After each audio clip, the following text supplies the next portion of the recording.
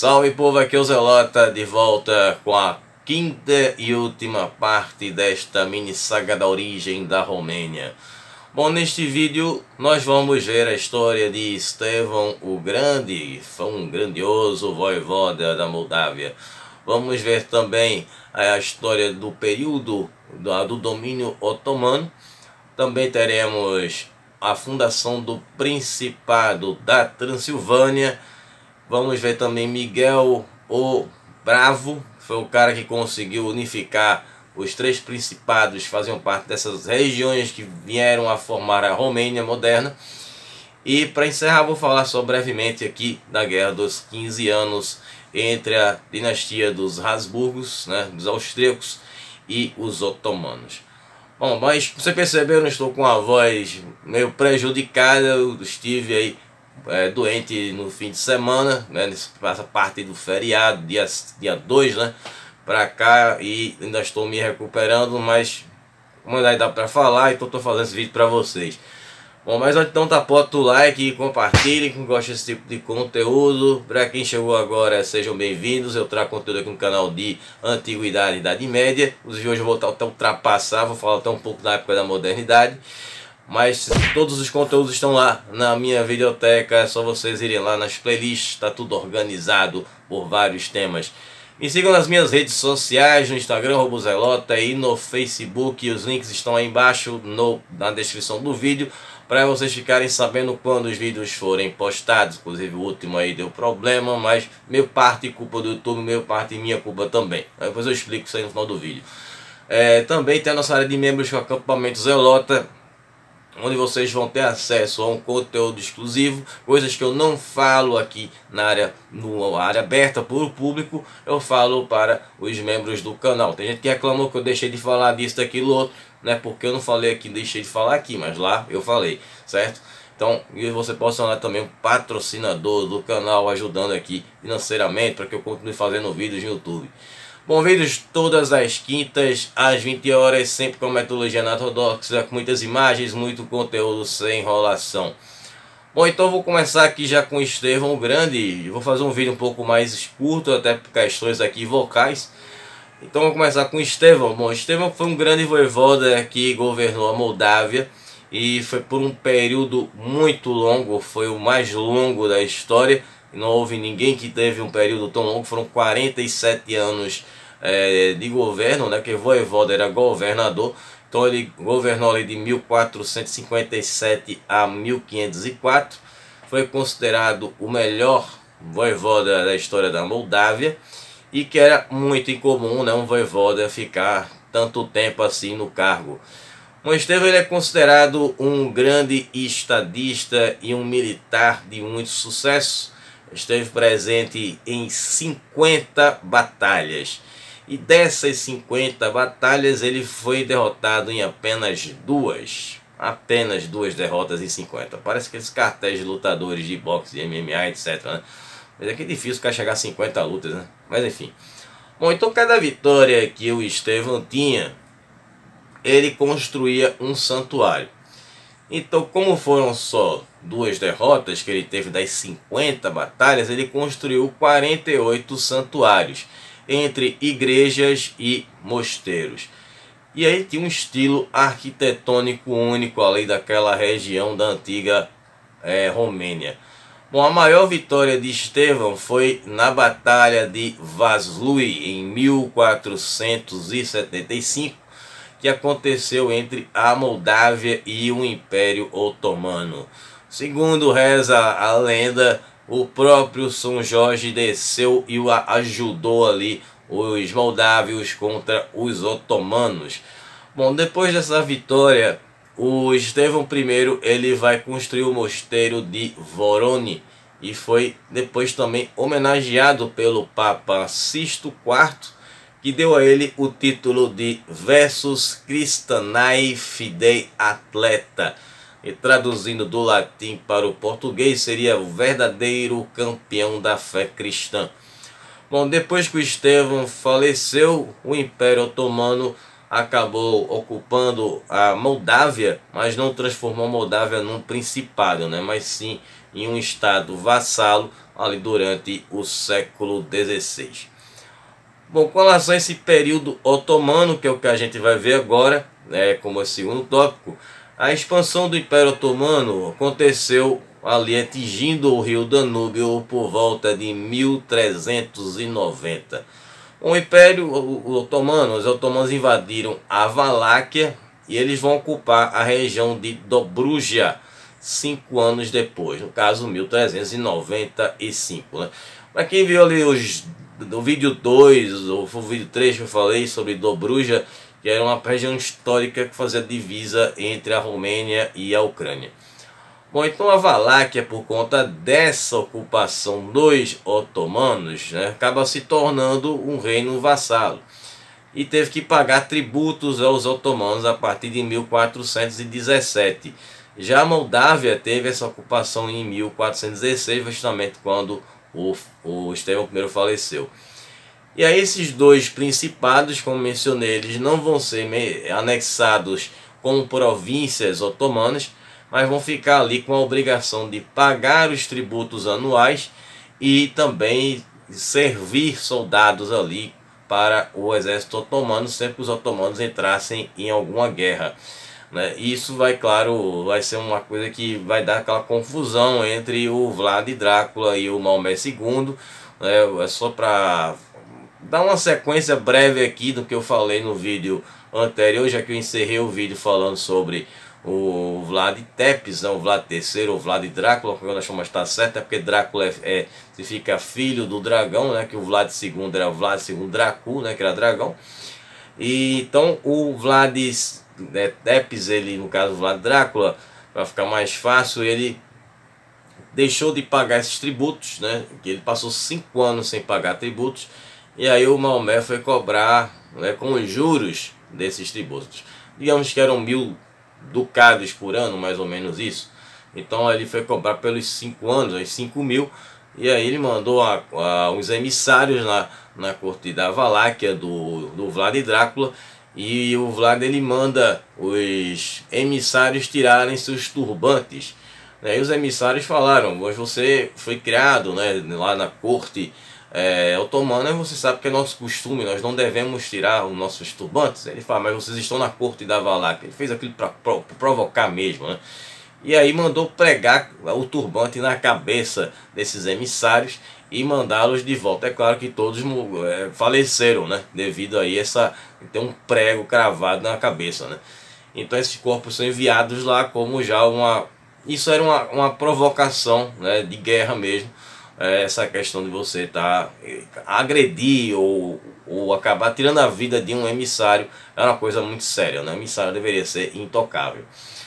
Bom, e aí com isso ele vai pedir ajuda ao Matias Corvino, que era o rei da Hungria, que ficou entre a cruz e a espada, porque se ele fosse ajudar a Valáquia a se tornar independente dos otomanos, ele acabaria tendo uma guerra inevitável contra os otomanos, que era um império muito grande e muito poderoso, e se décadas atrás o Ocidente tivesse ajudado, né, Constantinopla, o Império Bizantino, a coisa poderia ter sido diferente. Faço aqui a minha crítica porque eu sou fanboy sim do Império Bizantino, eu já admiti isso várias vezes. Não sou do Império Romano, mas do Bizantino eu sou.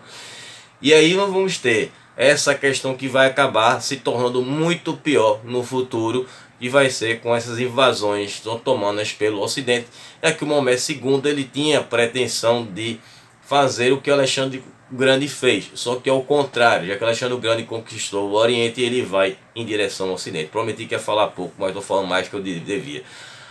Bom, então voltando para aqui ao tema deste vídeo. Bom, os príncipes, né, que vão conseguir evitar esses avanços otomanos foram justamente o Estevão o Grande e o Vlad Drácula, que vão conter por um tempo isso aí. Mas claro que esses caras não eram eternos, acabam falecendo, cada um de uma forma, e com isso vamos ter esse domínio otomano. Então lá em Dobruja, essa região histórica que eu já mencionei, os otomanos eles vão montar uma província que era de Eilato de Silistra, e vai ser a província otomana, a primeira província otomana feita nessas regiões que fizeram parte da Romênia. Bom, então nela viviam já quem? Os tártaros Nogai, que fizeram parte da Horda Nogai, né? Lembrando que foi uma daquelas hordas dos mongóis, né? Que chegaram a ocupar ali os Balcãs, e eles ficaram vivendo nessa província. Além deles também haviam os ciganos, que foram inclusive forçados a se converter ao islamismo, né? Então foi uma coisa bem pesada para a galera que vivia por lá. E aí nós tivemos o fim do reino da Hungria, né? Que a Hungria teve aqueles dois reinos que eu falei.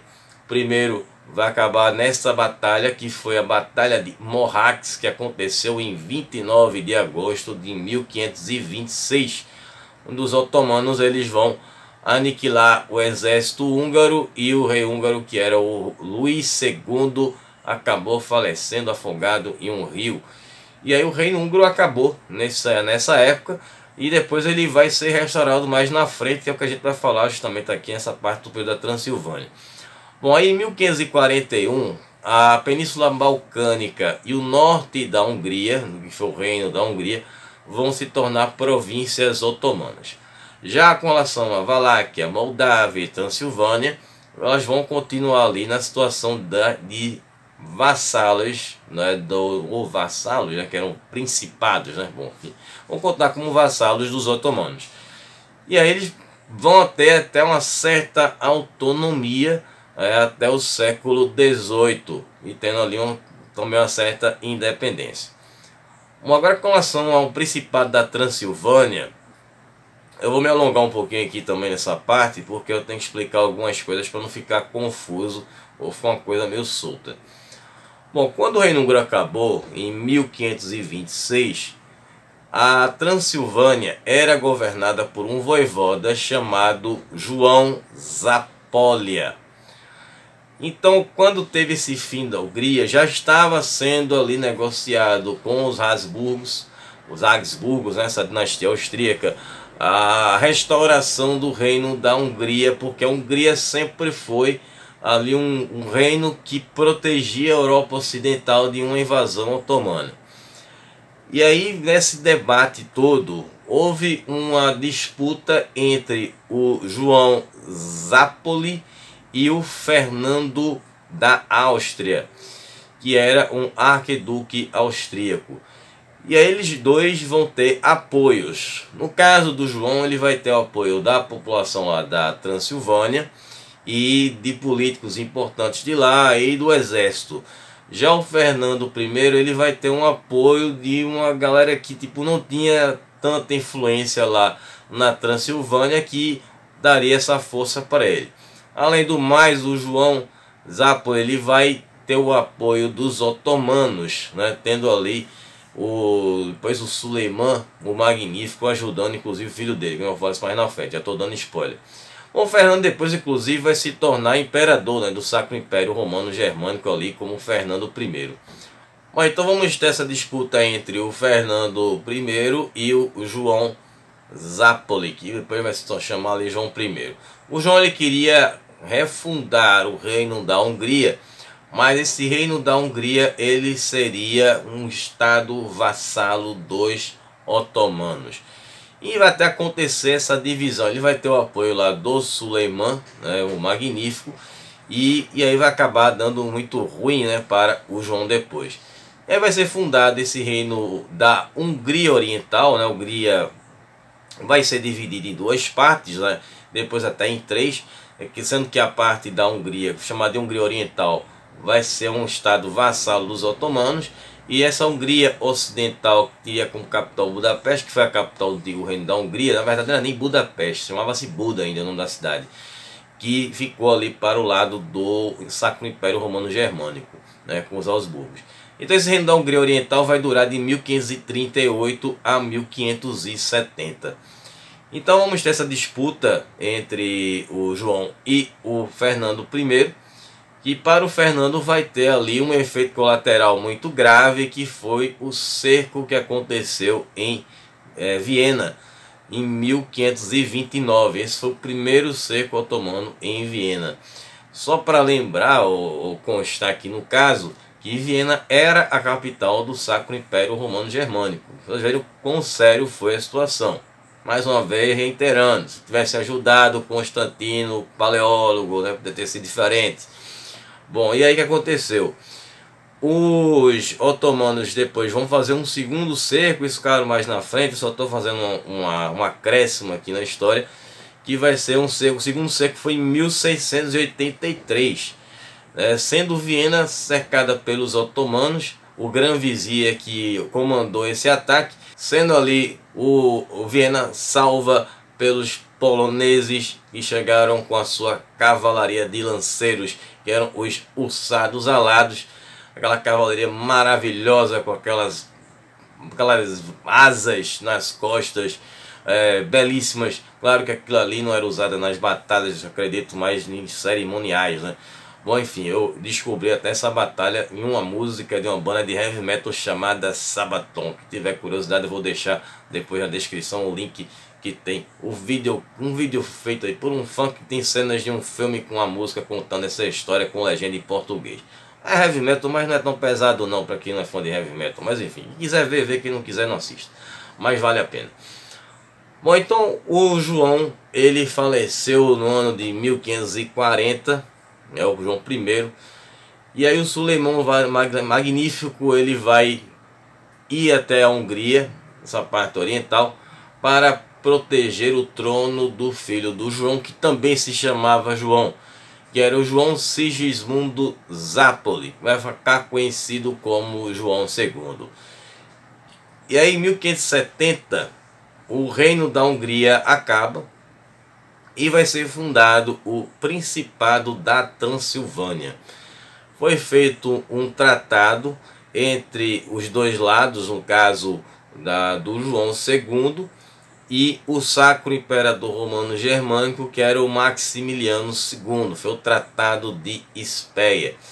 Então, nesse caso, a Transilvânia, no caso o Reino da Hungria Oriental, passa a se tornar o Principado da Transilvânia, continuando ali como um estado vassalo do Império Otomano. Então o João II ele se torna o primeiro príncipe, o primeiro voivoda ali, o primeiro príncipe da Transilvânia, fica até mais legal. Bom, agora falar aqui sobre o Miguel Bravo, que foi o cara que conseguiu unificar ali essas três regiões. Miguel foi príncipe da Valáquia de 1593 a 1601. Depois ele também foi príncipe da Moldávia em 1600 e foi governante da Transilvânia entre 1599 e 1600. Foi só um ano. Foi um período muito breve, mas ele conseguiu unificar esses três principados sobre um único governante, dando ali um vislumbre do que seria a Romênia no futuro. Então foi a primeira vez que isso aconteceu. Isso foi importante para a identidade ali da Romênia, futura. Miguel, inclusive, é lembrado como uma figura lendária na história romena, assim como o próprio Drácula. Tem lugares que os caras não gostam do Drácula, o pessoal lá somente os turcos, mas na Romênia ele é muito adorado, e o Miguel também é muito celebrado por lá. Então o Miguel ele tinha um desejo de libertar essas regiões da influência otomana, e ele acabou indo para várias campanhas contra os turcos. Ele teve vitórias importantes, inclusive teve reconhecimento lá de outras potências europeias e também dos seus inimigos. Bom, claro que ele acabou sendo eliminado por conta das suas grandes pretensões pelos otomanos em 1601, e essa unificação dos principados acabou sendo desfeita por questões óbvias. Mas isso aí, essa unificação que ele fez, lançou ali as bases para o Estado romeno moderno. Seu legado é lembrado ali no nacionalismo e na identidade romena. Miguel Bravo ele é considerado um símbolo de coragem, um defensor do cristianismo na Europa Oriental e uma figura-chave na longa luta pela independência e unidade da Romênia. Bom, mas durante esse governo aí do Miguel Bravo, a gente vai ter a Guerra dos 15 Anos, que foi nesse período em que ele governou por lá, aproveitando algumas situações que aconteceram que favoreceram a ele. e algumas coincidências também. E aí essa Guerra dos 15 Anos, que começou em 1591 entre os Habsburgos e o Império Otomano, foi justamente para a disputa desses principados, né? Da Transilvânia, Valáquia e da Moldávia, né? Vocês já devem estar cansados de eu repetir esses nomes, mas bom, são as regiões que fizeram parte da Romênia. Então esses 15 anos de batalhas foram guerras muito custosas para ambos os lados e foram inconclusivas. Nenhum dos lados conseguia sair vitorioso. Eram cercos que custavam muito caro. E enfim, acabou que nenhum dos lados conseguiu nenhuma conquista, ficando nesse impasse. Mas só para fazer um rápido complemento aqui no assunto, para não deixar uma coisa aqui, depois dessa Guerra dos 15 Anos, vamos ter a Grande Guerra Turca, que foi do Império Otomano contra a Santa Liga, e vai ser formada pelas grandes potências do Ocidente, e vamos ter também a participação do o Império da Rússia, né? O Império Russo, que pela primeira vez vai se unir ao Ocidente em uma batalha e vai lutar contra os otomanos. Claro que antes haviam planos dos papas, na época ainda do Vlad Drácula, de fazer uma cruzada contra os otomanos. Seria possível? Seria uma batalha interessante, mas acabou sendo muito tardiamente. E essa guerra acaba sendo justamente por conta daquele cerco que os otomanos fizeram lá em Viena, que alguma coisa tinha que ser feita. E os otomanos vão enfrentar aí uma galera da pesada contra eles, e foi uma batalha bem interessante. Mas eu vou falar isso na área de membros do canal. Bom, espero que vocês tenham gostado dessa mini saga, que vocês tenham curtido. Foi um trabalho bem interessante. Temos aí na sequência fazer a mini saga russa, já que na enquete russa não, a búlgara, misturei aqui, que eu ia falar de russo, misturei. A mini saga búlgara, já que ficou na enquete empatado em 50-50, os dois lados ali, e aí eu sempre que tem um empate eu faço na sequência. Então eu queria saber se vocês querem que eu faça essa mini saga da Bulgária, búlgara, ou se eu faço outra coisa antes, né? Que eu vou deixar de fazer porque vocês querem, eu sei que vocês querem, mas eu faço outra coisa antes, para não juntar, até porque vamos continuar na mesma região, talvez até falando dos mesmos personagens, principalmente no começo. Vamos lá atrás falar dos Trácios e etc. Enfim, vocês decidem, vocês que escolhem aqui que a gente faz no canal. Vou fazer essa enquete rápida com vocês. Hoje eu estou lançando o vídeo na quinta, na sexta eu estou fazendo a enquete e aí a gente decide. Qualquer coisa no sábado eu faço uma segunda enquete, enfim, a gente resolve aí, depende do resultado que saiu na sexta. Bom, vocês já entenderam. Bom, então a gente fica por aqui. Nos vemos aí na próxima semana. Um abraço, Zelota. Até lá. Falou, pessoal.